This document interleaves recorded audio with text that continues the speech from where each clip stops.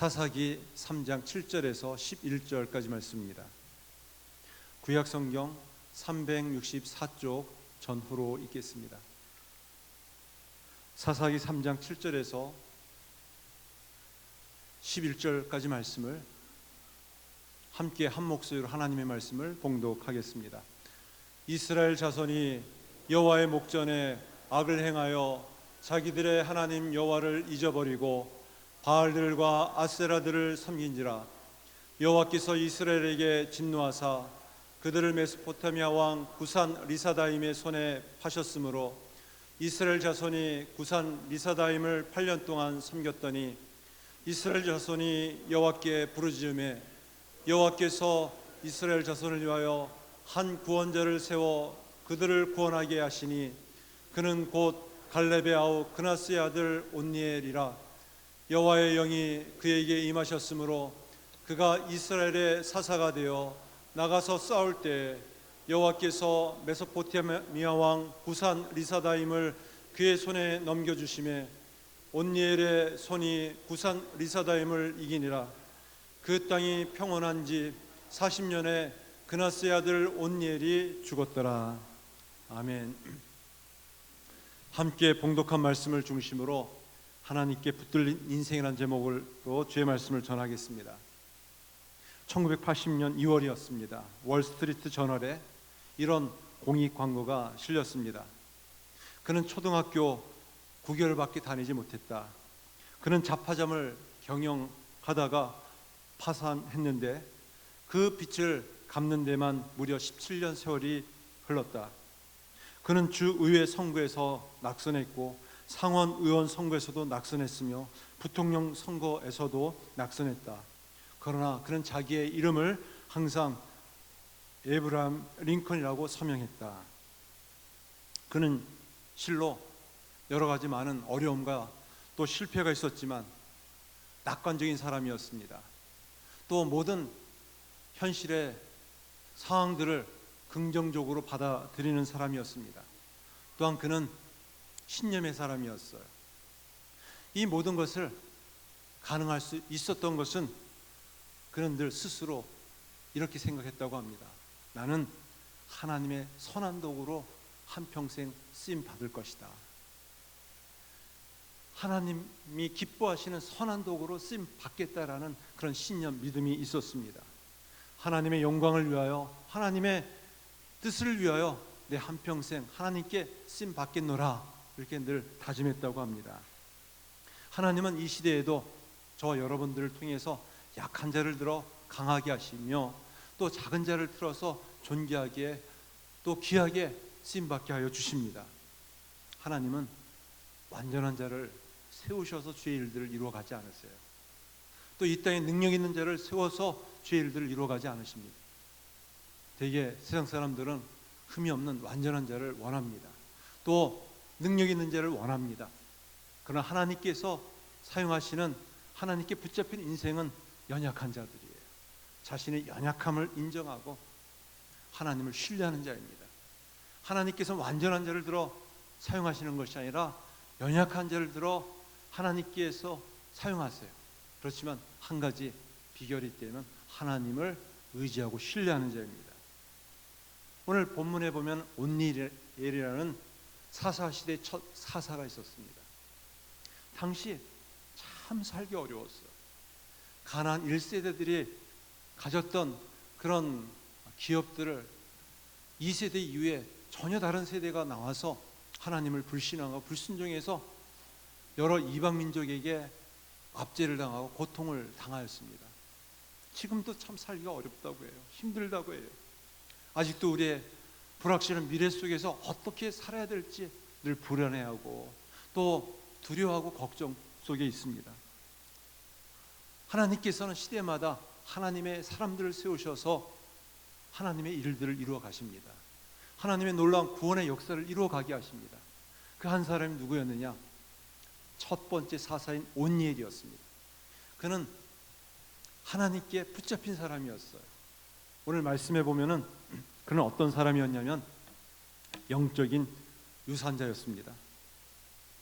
하나님께서 선대해 주셨던 그 믿음의 축복, 영적 유산을 소중하게 간직하고 그것을 그 땅 가운데 누리며 살았고 또 자녀들 후손들에게 이어준 사람이었습니다. 오늘 말씀 9절 말씀해 보면은 이스라엘 자손이 여호와께 부르짖음에 여호와께서 이스라엘 자손을 위하여 한 구원자를 세워 그들을 구원하게 하시니 그는 곧 갈렙의 아우 그나스의 아들 온니엘이라. 온니엘이 누구인지에 대해서 소개하고 있습니다. 갈렙의 아우 그나스의 아들 온니엘, 갈렙의 조카라고 합니다.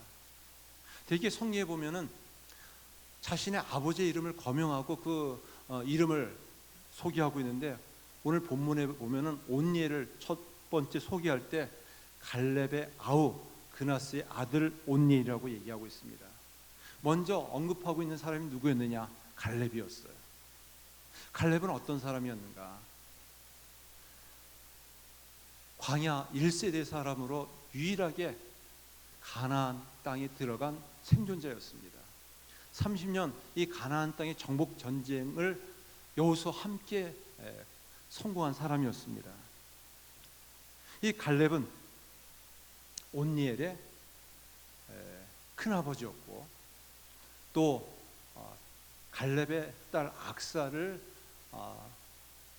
온니엘에게 준 또 사위였습니다.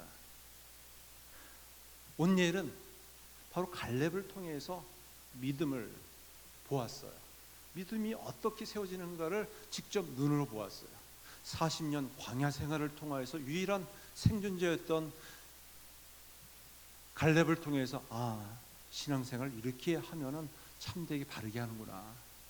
또 가나안 정복 전쟁에 있어서 그 많은 가나안 족속들을 싸우면서 이겨나가는 모습을 보면서 실제적인 실천적인 신앙이 무엇인지를 몸소 눈으로 보았고 들었고 같이 체험했습니다. 그러면 갈렙의 신앙은 어떤 모습이었을까요?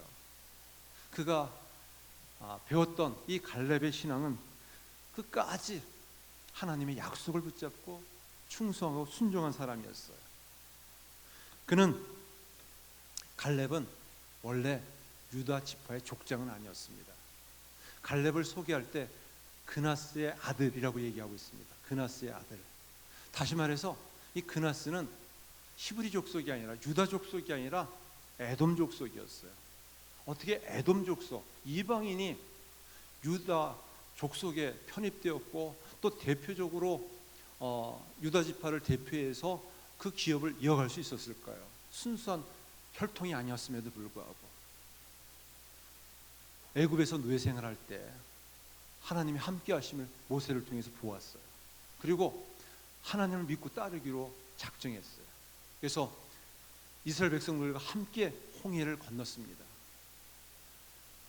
그래서 하나님을 믿고 따라서 에돔 족속에서 유다 족속으로 편입되었습니다. 이 갈렙, 이 사람에 대한 하나님의 평가는 무엇이었을까요? 민수기서 14장 24절 말씀입니다. 우리 한번 같이 한 목소리 읽어볼까요? 그러나 내 종 갈렙은 그 마음이 그들과 달라서 나를 온전히 따랐은즉 그가 갔던 땅으로 내가 그를 인도하여 드리리니 그의 자손이 그 땅을 차지하리라. 전혀 하나님의 자녀 백성이 될 수 없었는데 믿음이 있었어요. 그 믿음이 어떤 믿음이었는가? 그 마음 중심이 하나님을 온전히 신뢰했어요. 의지했습니다. 그래서 광야 1세대는 다 광야에서 죽고 말았는데 유일하게 광야 40년 동안 여호수아와 함께 생존했어요. 그래서 나이 들어서 85세 때 요단강을 건넜는데 그는 달랐습니다. 마음이 달랐어요. 하나님을 향한 천중의 신뢰, 믿음이 있었어요. 자신의 나이가 있었고 기력이 약했지만 그러나 그 땅을 30년 동안 정복했어요. 하나님을 온전히 따랐던 사람이 바로 갈렙이었습니다. 하나님께서는 이 갈렙을 통해 주신 그런 축복이 있었어요. 갈렙의 딸 악사가 있었습니다. 여호수아 15장 17절, 18절, 19절 말씀에 보면 갈렙의 아우 그나스의 아들인 온니엘이 그것을 점령함으로 갈렙이 자기 딸 악사를 그에게 아내로 주었더라. 악사가 출가할 때 그에게 청하여 자기 아버지에게 밭을 구하자 하고 나귀에서 내림에 갈렙이 그에게 묻되 내가 무엇을 원하느냐 하니 이르되 내게 복을 주소서. 아버지께서 나를 네겝 땅으로 보내시오니 샘물도 내게 주소서 하며 갈렙이 윗샘과 아랫샘을 그에게 주었더라. 갈렙에게 딸이 있었어요. 악사가 있었습니다. 근데 이 악사를 조카 온니엘에게 씹어냈어요. 근데 이 딸 악사가 아버지에게 기업을 요구하네요. 딸은 기업이 없었어요. 아들에게만 기업이 이어질 수 있었습니다. 근데 아버지 갈렙이 그 딸에게, 시집간 딸에게 기업을, 땅을 주는데 그 땅이 어떤 곳이었느냐? 네게브 사막이었어요. 이 네게브라는 것은 좋은 기름진 땅이 아니라 사막이에요. 살기가 어려운, 생존하기 어려운 땅이에요. 그 삭막한 땅을 기업으로 받았어요. 그러면서 무엇을 요구하느냐? 샘을 달라고 요구하고 있습니다. 대개 자녀들끼리 부모로부터 유산을 받기를 원하는데 좋은 땅을 받고자 하지 않습니까? 나쁜 땅, 살기 어려운 땅을 주면 저에게 왜 이렇게 불공평합니까? 반문하고 불평하지 않겠습니까? 근데 갈렙의 진취인 믿음을 딸 악사도 가지고 있었어요. 그래서 이 네게브 땅을 기업으로 받았지만 이 네게브 땅에 가장 필요한 것이 샘이었어요. 물이었습니다. 그래서 저에게 복을 주세요. 샘물을 달라고 했을 때 윗샘과 아랫샘을 주었다라고 말하고 있습니다. 이처럼 갈렙의 신앙이, 그 진취적인 믿음이 조카 온니엘에게 이어지게 되었고 그 딸 악사에게 또 이어지게 되었습니다. 신앙은 제일 힘든 신앙이 신앙의 1세대예요. 뿌리 내리기가 참 어려워요. 불신앙의 세계 속에서 구원을 받아 믿음 생활하지만 신앙 생활을 유지하기가 참 어렵습니다. 추석 명절 때 되면 진짜 절박한 어려움들이 있어요. 제사 문제, 또 형제 간의 이 가족 간의 문제 속에서 이 신앙 때문에 어려움을 많이 고초들을 겪습니다. 그렇지만 내 신앙을 내 자녀들 후손들에게 물려줘야 된다라는 그런 사명감을 가지기를 간절히 바랍니다. 한국교회 역사가 한 130년이 됩니다. 한 5대, 6대 이르는 어떤 신앙의 세대가 있어요. 우리의 선대 그 믿음이 당대로만 끝나서는 안 되고요. 우리 후대에 이르기까지 자녀들에게 무엇보다 영적인 유산을 물려줄 수 있는 영적인 상속자가 되어야 할 줄 믿습니다. 고든 맥도날드가 남자는 무슨 생각을 하며 사는가라는 책을 썼어요. 남자는 무엇을 생각할까? 거기에서 남자들은 유산을 많이 생각한대요. 자녀들에게 무엇을 물려줄까? 근데 보통 우리가 생각할 때 유산을 그냥 물질적인 재산이라고 얘기하는데 고든 맥도날드는 7가지 유산을 얘기합니다.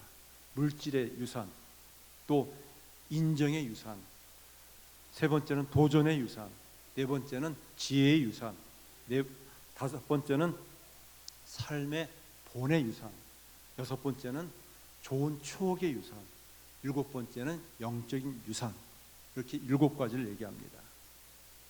우리는 이 땅에 물질의 유산이 전부인 것처럼 우리 생각할 때가 많고 자녀들에게 어떻게 해서든지 땅의 유산을 어떻게 좀 물려줄까? 적어도 좀 생각을 가지고 자녀들을 생각한다면 그런 생각을 많이 합니다. 특히 우리 한국 전통적인 유교 사회다 보니까 이 자녀에 대한 생각들을 많이 하게 돼요. 제가 이번 주간에 노예 수양에 중국에 다녀왔습니다. 근데 그 가이드가 이야기를 하면서 그런 이야기를 하더라고요. 이 중국에 오가는 많은 분들 가운데에서 한때 이 중국의 여러 좋은 아이디어를 가지고 돈을 많이 벌었대요. 남들이 생각하지 못하는 돈을 나이 늦지막하게 좋은 아이디어를 가지고 많이 벌었는데 자녀들이 그 재물을 가지고 도박하고 못된 짓을 하면서 허랑방탕하게 다 쓰면서 자녀들이 다 패가 망신당했대요. 그래서 도저히 안 되겠다 해가지고 내가 더 이상 돈을 안 벌겠다, 사업을 다 접어버리고 마지막 돌아가실 때 아무것도 없이 돌아갔대요. 그러면서 이야기하기를 자녀들에게 물질의 유산을 물려준다는 것이 좋은 것은 아닙니다. 그것을 깨달았다고 얘기하더라고요.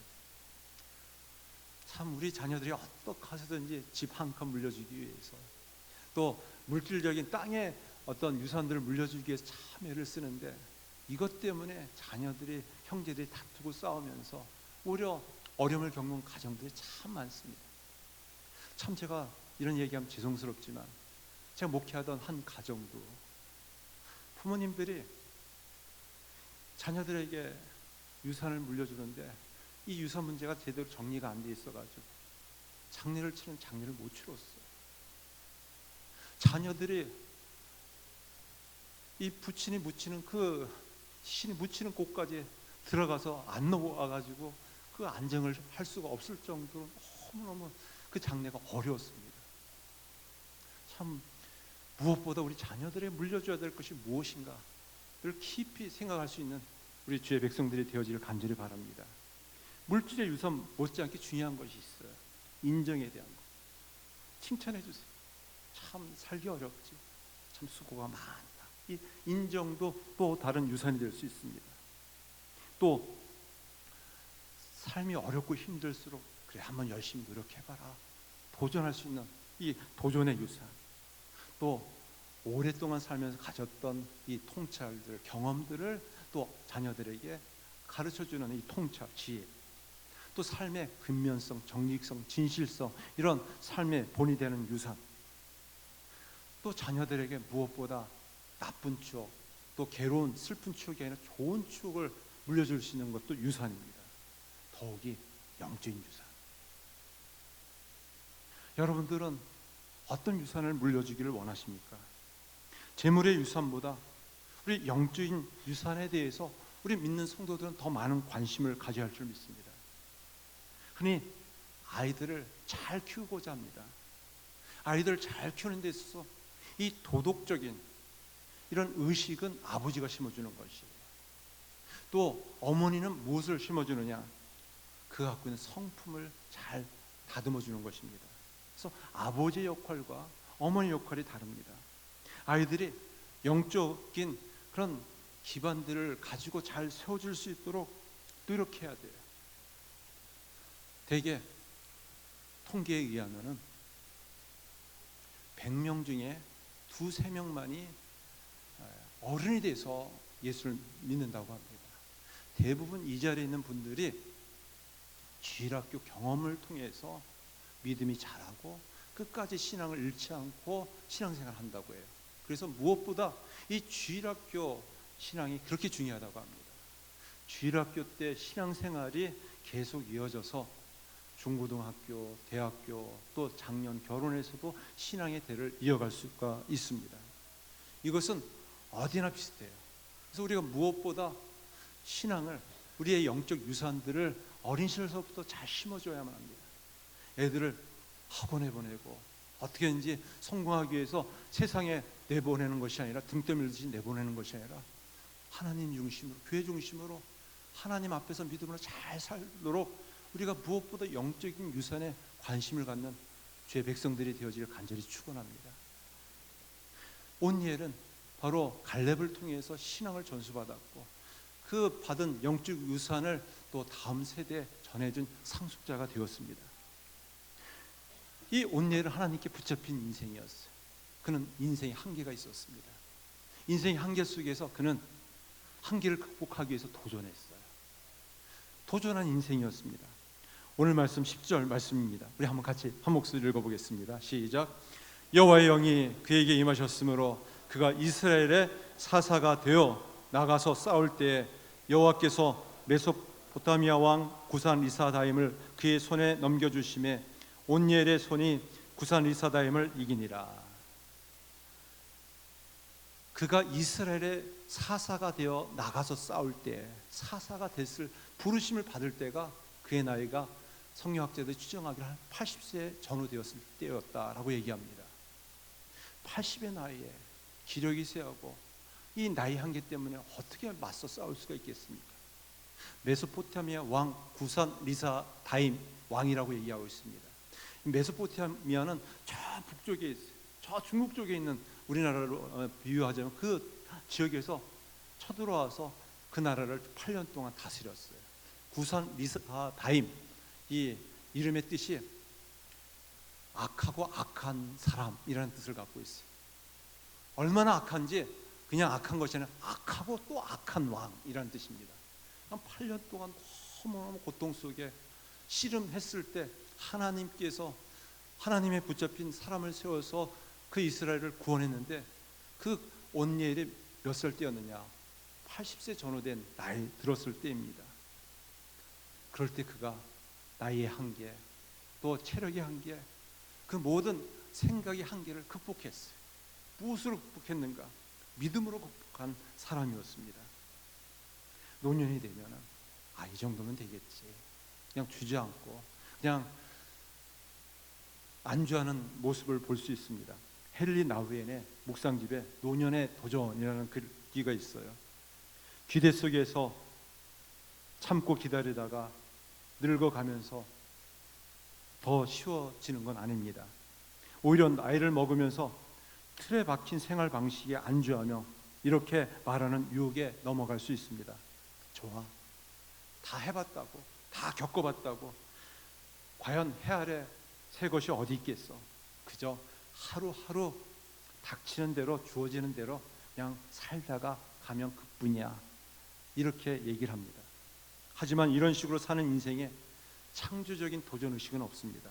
창조적인 긴장은 없습니다. 그리하여 새로운 무엇이 생겨나기를 더 이상 기대하지도 않습니다.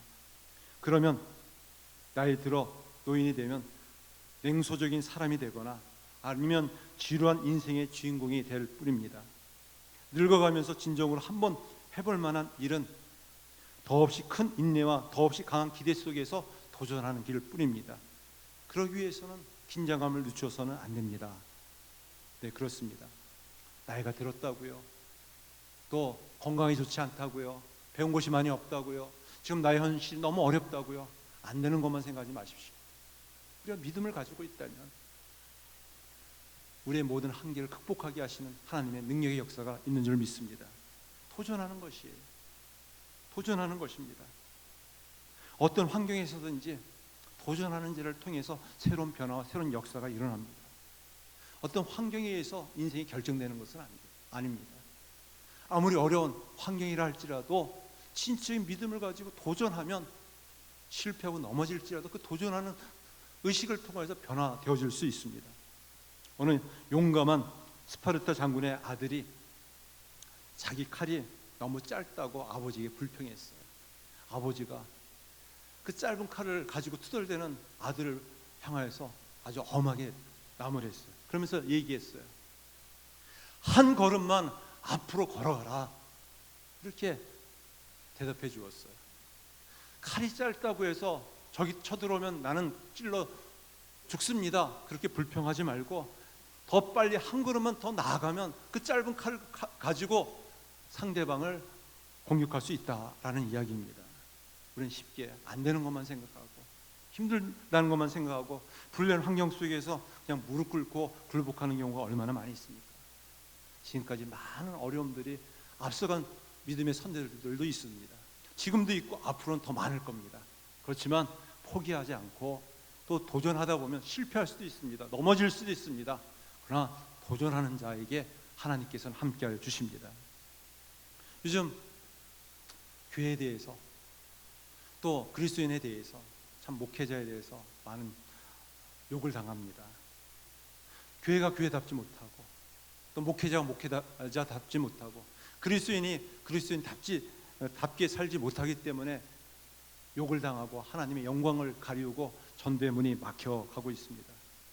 그래서 스스로 냉소적인 생각을 가지고 체념하면서 시간이 지나면 누군가 다 할 수 있겠지, 그렇게 부정적인 생각을 가지고 안주하는 모습을 봅니다.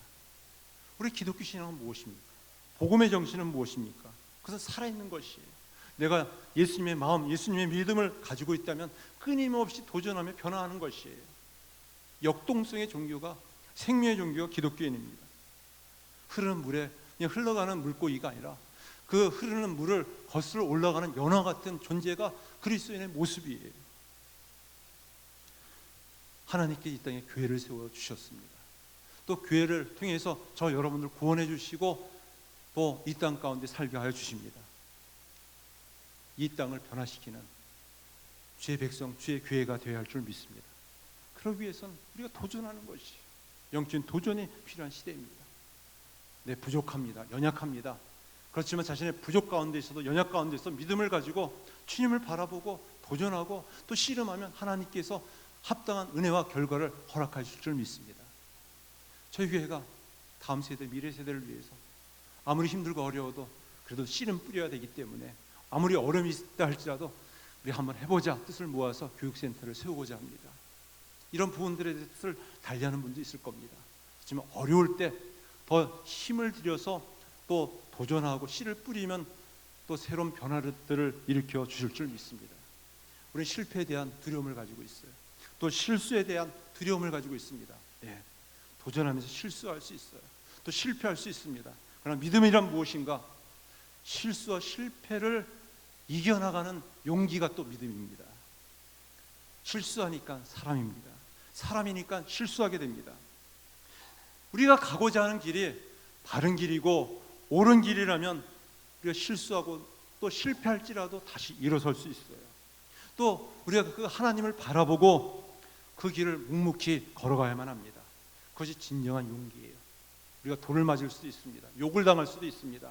그렇지만 우리가 갖고 있는 그 신앙생활이 확신에 찬 믿음이라면 실패와 실수를 넘어서 도전하며 넘어가면서 많은 사람들에게 우리 삶으로서 예수님을 전하며 복음의 능력을 나타내게 하실 줄 믿습니다. 한 악마가 은퇴하면서 자기가 사용했던 무기들을 내다 팔기 시작했어요. 근데 가장 중요한 이 무기가 팔지 않는 것이, 이 무기는 최고의 무기입니다. 그 무기는 무엇일까요? 바로 실망이라는 무기예요. 사람 속에 이 실망이라는 것이 들어가기 시작하면은 실망하면서 아무것도 하지 않는 것이, 두 손을 다 내려놓고 그냥 포기 상태에 있는 것이에요. 그래서 악마의 최고의 무기, 숨겨진 무기는 실망, 낙심이라고 합니다. 너는 이제 끝장났어. 너는 이번 대학 진학에 실패했기 때문에 너 인생 망쳤어. 뭐 이런 식으로 늘 너는 할 수 없어. 넌 더 이상 일어날 수 없어. 이렇게 우리 마음속에 속삭인다고 합니다. 이런 악마의 속삭임에 귀 기울이지 마시기 바랍니다. 우리는 하나님의 자녀입니다. 실수, 실패, 넘어질지라도 우리 진짜 믿음을 가지고 용기를 가지고 도전하는 것이에요. 이것이 온예를 통해서 배울 수 있었던 두 번째 하나님께 붙들린 그런 모습이었습니다. 마지막 하나님께 붙잡힌 온예의 인생 속에서 배울 수 있는 것은 영향력이었어요. 영향력. 그 영향력은 어떤 영향력이었는가? 선한 영향력을 끝까지 지킨 인생이었습니다. 오늘 말씀 11절 말씀에 보면은 그 땅이 평온한 지 40년에 그나스의 아들 온니엘이 죽었더라. 그 땅이 온니엘로 인해서 40년 동안 평화의 시대가 진행됐습니다. 온니엘에 의해서 메소포타미아 왕 구산 리사다임 왕으로부터 구원하게 되었고 40년을 평안하게 지냈어요. 이 40년이라는 시절 속에서 바로 온니엘이라는 선한 영향력을 끼치는 사람이 있었습니다. 사람이 갖고 있는 이 영향력이 그만큼 중요해요. 우리 예수 믿는 성도들의 그 영향력은 얼마나 중요한지 몰라요. 60초 만에 당신의 생각을 바꿔드립니다 라는 한 공익 영상 광고가 있었어요. 그 장면에 보면 어떤 것이 있었는가? 먼저 한 어른이 길거리에서 담배를 피우다가 꽁초를 돌에 던져버렸습니다. 그 뒤를 졸졸 쫓아간 한 남자 아이가 똑같이 그 돌에 떨어져 있는 꽁초를 입에 물다가 또 길거리에 버리는 장면입니다. 이후에 또 다른 장면이 있는데 차 안에서 여자가 전화 통화를 하는 장면이에요. 그러면서 막 소리를 지르는 것이, 그 뒷자리에 있었던 자녀가 똑같이 창문을 향해서 소리를 지르면서 욕을 하면서 또 그 어머니의 모습을 또 따라하는 장면이었습니다. 또 마지막 장면은 어떤 것이었느냐? 길가에서 시비가 붙어서 이유 없이 막 주먹질을 하는 장면이 나타납니다. 뒤따라서 그것을 보던 또 아이들이 모여서 서로 막 치고받고 싸우는 장면이었어요. 이런 장면들을 제시하면서 아이들이 그렇게 하는 행동에는 이유가 있습니다. 이런 마지막 카피가 쓰여 있었습니다. 60초 만에 우리의 생각이 바뀌어질 수 있다는 것이, 한 사람이 어떻게 행동하느냐에 따라서 그만큼 영향이 있다라는 것입니다. 그래서 우리 그리스도인답게 사는 것은 말에 있어서, 삶에 있어서 우리가 진중하고 신중해야만 합니다. 그만큼 파급 효과가 크기 때문에 그래요. 그래서 말에는 씨가 있다고 얘기해요. 우리 행동에는 그만큼 파괴력과 영향력이 있다고 합니다. 잘못된 행동을 아이들이 보고 배우듯이 성도들의 잘못된 모습을 보고 세상 사람들은 진리를 오해하게 됩니다. 오해하게 돼요. 한 사람의 영향력이 얼마나 큰가. 얼마 전에 STV에서 힐링 캠프라는 그런 프로그램이 있었습니다. 거기에서 차인표 씨가 등장했어요. 자신의 봉사 활동들을 소개하는 시간이었는데, 처음에는 자기가 연예인이고 유명인이기 때문에 그냥 생색내기의 일환으로 봉사했대요. 근데 그가 아프리카 오지에 이 소년을 만나면서, 내가 한 모든 행동이 너무 부끄럽구나. 내가 도움을 주기 위해서 이 아프리카 오지에 이 소년에게 갔지만 나에게 이 아이가 너무 큰 행복을 주었구나 깨달았대요. 그래서 내가 도움을 주기 위해서 나의 삶을 기부하고 나누는 것이 아니라 내가 더 행복해지기 위해서 다른 사람을 돕고 있다, 이런 식으로 소개를 했어요. 이 한마디의 고백, 많은 사람이 감동을 주고 또 감화를 주어서 차인표 씨가 그 힐링 캠프에서 나간 이후로 그가 소속된 컴패션의 단체에서 1년 동안 후원 결연하는 사람이 한 10,000명 된대요. 그 중에 한 주간 동안 6,500명이 후원 결연을 했대요. 그 한마디 때문에. 내가 행복해지기 위해서 내가 다른 사람을 돕습니다. 그리고 많은 그 재능 기부하는 또 사람들이 이어져서 그 단체가 우리나라를 대표하는 그 비영리 구호 단체가 될 수 있었습니다. 이처럼 한 사람의 선한 영향력은 모든 사람에게 감동을 주고 또 사회에서도 큰 충격을 줄 수 있습니다. 우리는 그리스도인으로서 갖는 그런 선한 영향력, 무엇보다 중요합니다. 나의 삶 속에서 나는 어떤 영향력을 끼치고 있는가? 나는 걸림이 되고 있는가? 나는 많은 사람들에게 감동을 주는 삶이 되고 있는가? 참 목회자로서 부끄러울 때도 많아요. 그렇지만 늘 자신을 돌아보면서 성찰하고 반성하고 회개하면서 이 부족한 제가 하나님 앞에서 한 교회를 세워나가고 영혼들을 또 목양하고 있습니다. 은혜를 부어주세요. 제 힘으로는 감당할 수 없기 때문에 성령의 능력과 충만함을 부어주세요. 예수님의 십자가 앞에 예수님처럼 내 육신의 욕심과 또 생각을 내려놓고 주님의 마음, 주님의 믿음을 더 사람들에게 전할 수 있게 해주세요. 그렇게 기도할 수밖에 없습니다. 말씀을 했습니다. 우리는 남은 삶 무엇에 붙잡혀 살기를 원하십니까? 미래의 불확실함 속에서, 두려움 속에서, 걱정과 염려 속에 살기를 원하십니까? 하나님께 붙잡힌 인생으로서 믿음의 다음 세대 영적 상속자로서 또 인생의 모든 한계를 극복하고 선한 영향력을 끼칠 수 있는 주의 백성들이 되어지기를 간절히 바랍니다. 가장 복되고 복된 인생이 어떤 인생이 있습니까? 하나님께 붙잡혀 하나님께 드려지는 인생입니다. 나의 남은 한평생 얼마일지는 잘 알지 못하지만 주의 영광을 위해서 아름답게 귀하게 붙잡혀 쓰임받기를 간절히 축원합니다. 기도하겠습니다. 하나님 아버지, 부족한 자를 들어 주님의 일들을 이루어 가시고 이 땅 가운데 주의 영광을 나타내어 주신 줄 믿습니다. 하나님께 선대해 주셨던 믿음의 축복, 그것을 귀히 여기게 해주시고 또 우리 삶으로 우리 자녀들에게, 다음 세대에게, 믿지 않는 불신자들에게 우리가 믿고 있는 믿음이 참된 믿음인 것을 삶으로 전해주며 이어가게 하여 주시옵소서. 우리는 살아가면서 많은 한계에 부딪힐 때 많습니다. 포기하고 낙심하고 실망하는 것이 아니라 끊임없이 믿음으로 도전하며 모든 한계를 극복해 나아갈 수 있는 주의 백성들이 되게 하여 주옵소서. 그래서 선한 영향력을 끼쳐서 믿지 않는 사람들에게, 많은 사람들에게 감화와 감동을 줄 수 있는 하나님의 자녀답게 살게 하여 주옵소서. 그렇지만 부족한 점 많습니다. 어려운 점 많습니다. 늘 하나님 은혜 부어주시고 성령의 능력과 충만함을 부어주셔서 더 하나님께 붙잡혀 남은 삶, 더 하나님의 영광을 위해 귀하게 쓰임받을 수 있게 하여 주시옵소서. 주의 백성들이 늘 주님 앞에 가까이 나갑니다. 주님 함께하여 주시옵소서. 예수님의 이름으로 기도드립나이다. 아멘.